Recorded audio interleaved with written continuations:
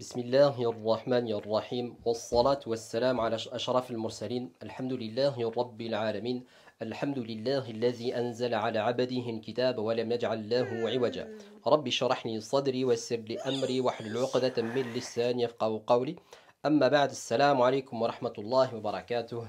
Et bienvenue de nouveau dans cette série que nous avons intitulée Hashtag mon confinement et moi, étudier un mot du Coran par jour. Au début, je voulais le faire une fois par jour, et là, vous vous êtes rendu compte que ça faisait une semaine que je n'avais rien publié. Mes excuses, nous en sommes au 22e jour du confinement. Normalement, on est censé en avoir fait 22 mots, mais je vous mens pas. Pour pouvoir faire un mot, ça demande beaucoup de recherche, donc ça demande plus de temps. En plus de ça, la semaine dernière, j'étais occupé avec le lancement de Abdelkarim pour sa formation Nouveau Départ. Et donc nous allons poursuivre aujourd'hui avec Smaïlou qui est avec nous. Smaïlou, comment ça va? Bien. Bien? Salam alaikum. Eh, qu'est-ce qu'on dit? Je dis salam alaikum, tu réponds? Salam alaikum.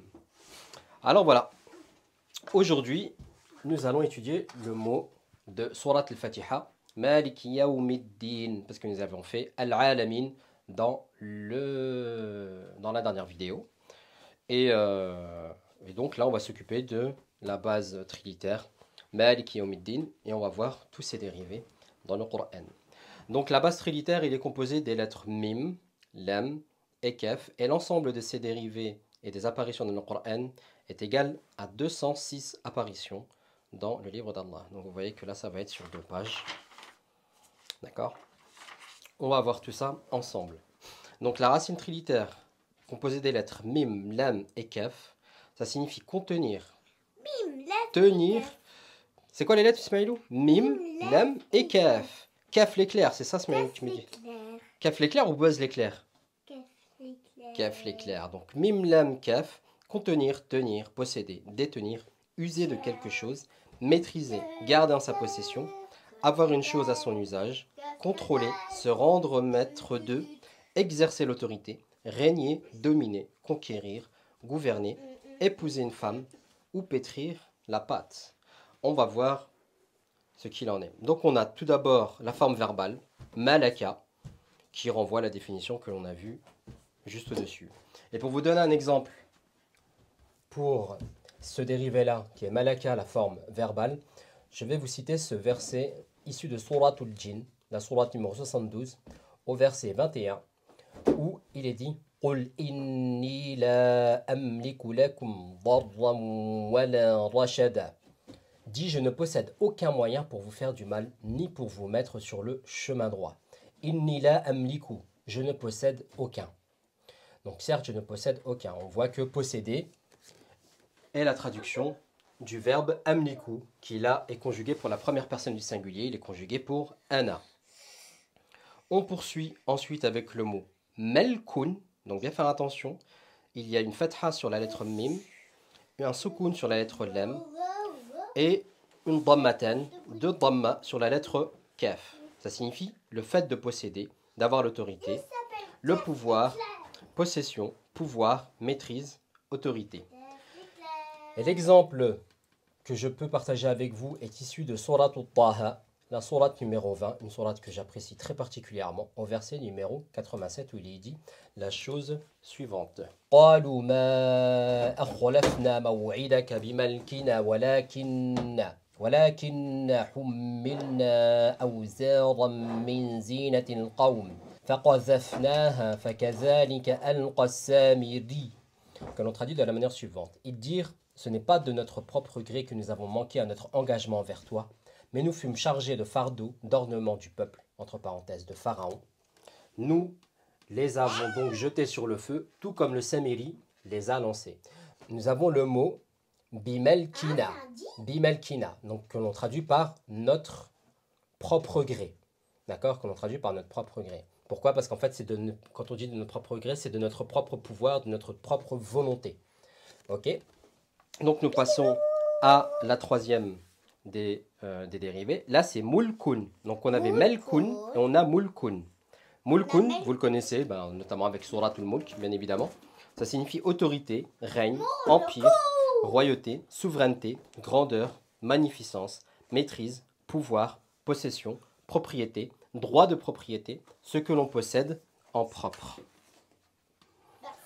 Et je vais partager avec vous ce verset de Suratul Buruj où il est dit Alladhi lahu mulku samawati wal ard wallahu ala kulli shay'in shahidun, que l'on traduit de la manière suivante pour ce verset de la sourate numéro 85, le verset 9 de la sourate 85. Celui à qui appartient les cieux et la terre.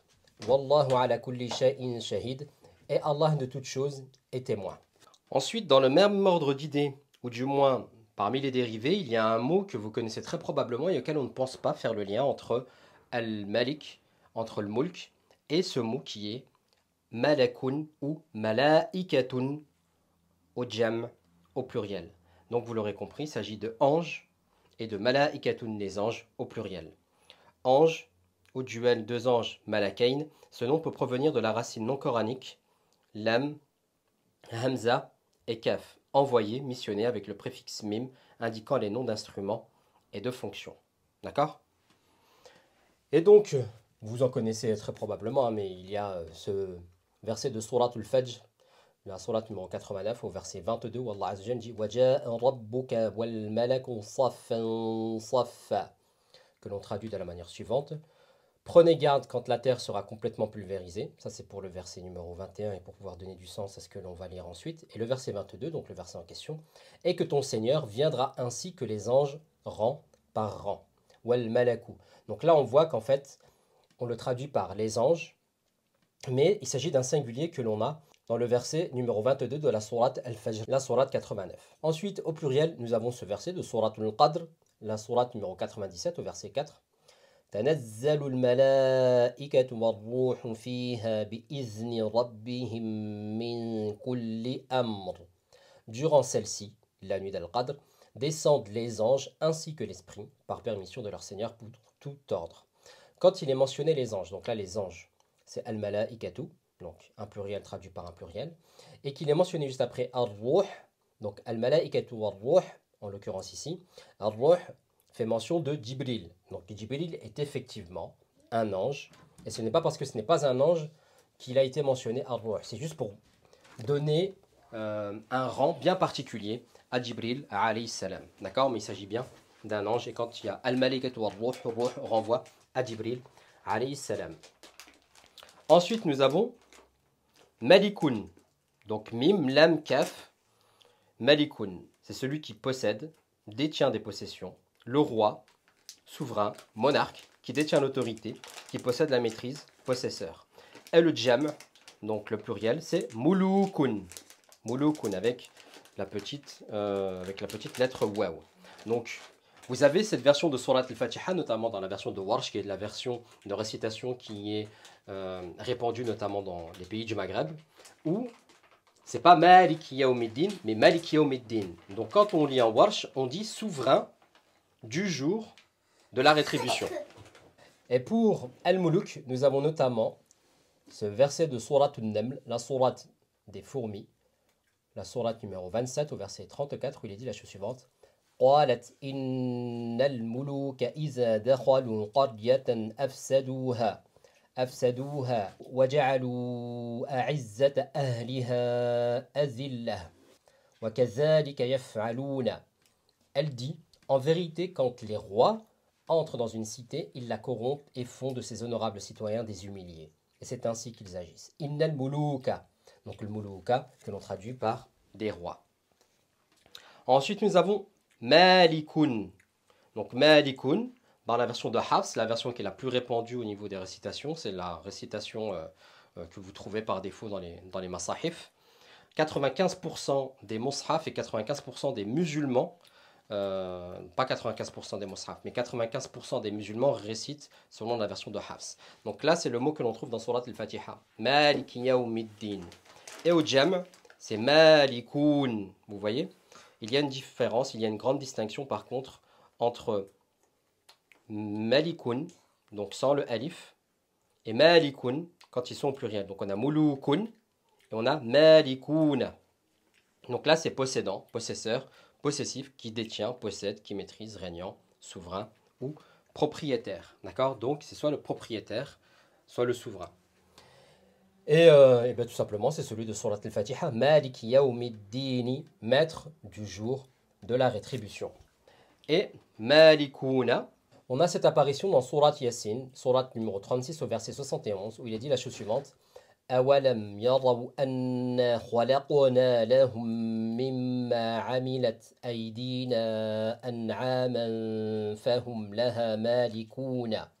Ne voient-ils donc pas que parmi ce que nos mains ont fait, nous leur avons créé des bestiaux dont ils sont des propriétaires. Malikuna, que l'on traduit par propriétaire ici. Ensuite, nous avons Malikun. Donc vous voyez, il y a Malikun, Malikun, et là il y a Malikun.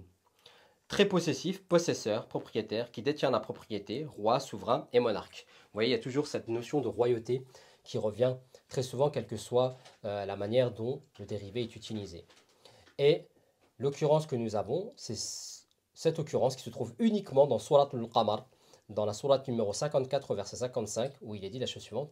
Fi maq'adin sidqin 'inda malikin muqtadirin. Dans un séjour de vérité auprès d'un souverain omnipotent. Donc malikin muqtadirin, souverain omnipotent. Omnipotent, c'est celui qui a les pleins pouvoirs. D'accord? Et c'est ce que l'on a en fait avec muqtadirin, parce qu'on retrouve la racine qa de ra. Donc, comme dans Laylatul Qadr, c'est pour ça que par exemple, chez les anglophones, Laylatul Qadr, ils ne la traduisent pas comme étant la nuit du destin, mais la nuit du pouvoir. Ceci étant dit, on passe ensuite à Mamloukun, possédé, qui est en la possession, dépendant de, maîtriser, dominer, gouverner, tomber au pouvoir de quelqu'un, esclave, etc. On reconnaît là un aspect de soumission. Et donc, l'exemple que je souhaite partager avec vous est un exemple issu de Surat al-Nahl, la sourate numéro 16, au verset numéro 75, où il est dit la chose suivante. ضرب الله مثلا عبدا مملوكا لا يقدر على شيء ومن رزقناه منا رزقا حسنا فهو ينفق منه سرا وجهرا. Allah propose en parabole un esclave appartenant à son maître, dépourvu de tout pouvoir, et un homme à qui nous avons accordé de notre part une bonne attribution dont il dépense en secret et en public. Donc, abdam mamloukan, un esclave appartenant, donc, que l'on traduit par appartenant, et à son maître, il est mis entre parenthèses. Donc, mamloukan. Et nous avons ensuite malakutun, que l'on traduit par royauté, empire, royaume, souveraineté, monarchie, entre parenthèses, céleste, ou règne. Et donc, pour illustrer ce dernier dérivé, nous avons ce verset de Surat Yasin, la sourate numéro 36 au verset numéro 83, où il est dit la chose suivante. فَسُبْحَانَ الَّذِي بِيَدِهِ مَلَكُوتُ كُلِّ شَيْءٍ وَإِلَيْهِ تُرْجَعُونَ. Louange donc à celui qui détient en sa main la royauté sur toute chose, et c'est vers lui que vous serez ramenés. Donc malakutu, que l'on traduit par royauté. Alors voilà tout ce qu'il y a à dire concernant cette racine trilitaire composée des lettres Mim, Lam et Kaf, qui composent notamment le mot Malik, de Malik Yawmiddin dans Surat al-Fatiha. Et je vous donne rendez-vous pour la prochaine fois, Inch'Allah, bidnillah, faites des doigts pour que demain j'en refasse une, d'accord? Si j'ai pas de courses à faire, hein, surtout parce que c'est plus ça la galère en fait. Une fois que je sors pour aller faire les courses, ça m'épuise pour la journée et j'en ai pour 3 jours pour me remettre sur pied. Wallah al-musta'an. N'oubliez pas dans vos doigts. Et pour ceux qui ne sont pas encore inscrits à la newsletter de Mon Coran et moi, je vous invite à vous procurer notre e-book offert 7 étapes importantes avant d'entamer votre voyage avec le Coran, que vous trouverez dans la description de cette vidéo, vous permettant d'obtenir ce e-book là, d'obtenir également 2 autres surprises, et surtout d'être inscrit à la newsletter et de ne rien rater des nouveautés de Mon Coran et moi. Qu'Allah Azza wa Jal fasse du Coran le printemps de nos cœurs.